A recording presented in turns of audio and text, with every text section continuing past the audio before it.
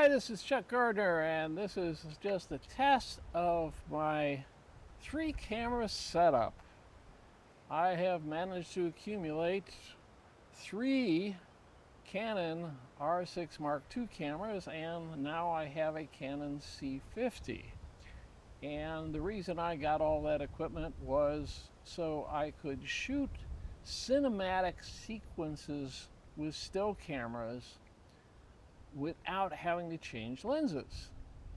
I initially bought the first R6 Mark II with the 100 to 500 millimeter lens, and then I acquired a f11 800 millimeter lens, and Canon dropped the price of the bodies by $500 to $2,000, so I figured, well, let me pick up another body so I don't have to swap lenses.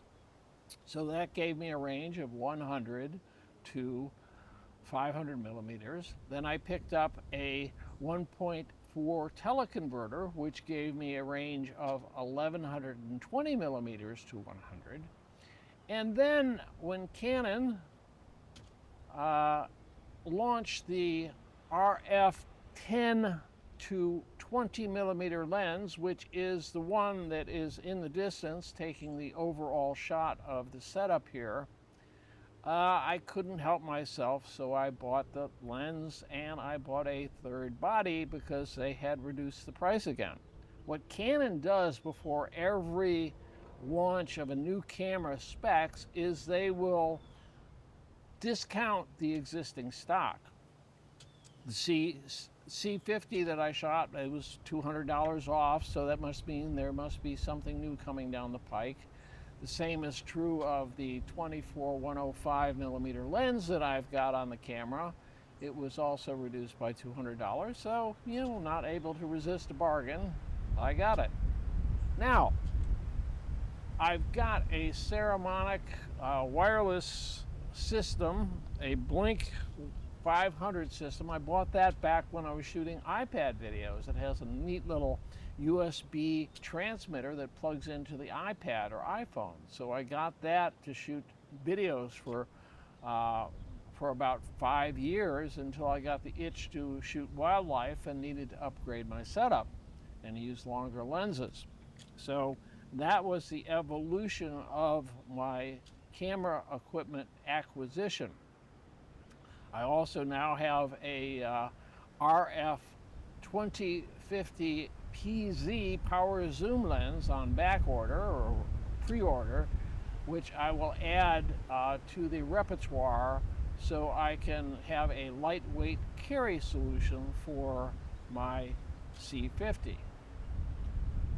Now, my learning curve for photography and video, photography was pretty simple. I've been doing digital photography starting in 1994 with an Apple QuickTake 100 camera. I posted my first digital photos edited in Photoshop on a web server that I was managing in the Philippines back in 1994.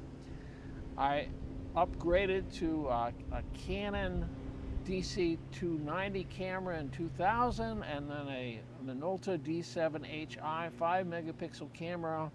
I didn't want to invest in a DSLR until the resolution reached 8 megapixels, which was the 20D. So when I got the 20D, I invested in the EFS 10 to 22 millimeter wide angle, ultra wide angle lens, and I've got the 24 to 70 2.8L lens and the 70 to 200 millimeter 2.8L. It was quite a bit of money to spend at the time, but I had just retired and I was toying with the idea of doing photography as a post-retirement business. I also bought a set of studio lights that I set up in my basement.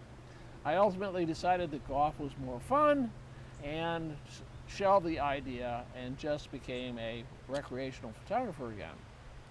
I've been toying with the idea of trying to do tutorial videos like I did with my webpage, but the space is really crowded and it's really not going to be worth the effort.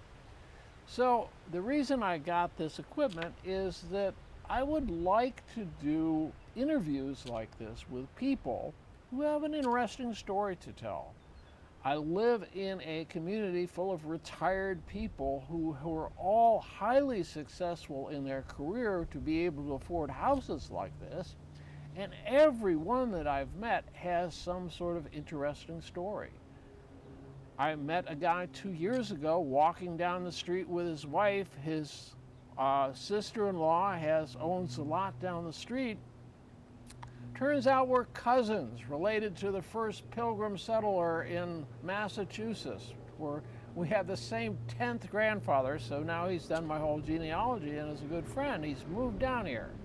So there are a lot of interesting people and with stories to tell, and hopefully at some point I'll be able to tell them. So that is my test for the 3-camera setup.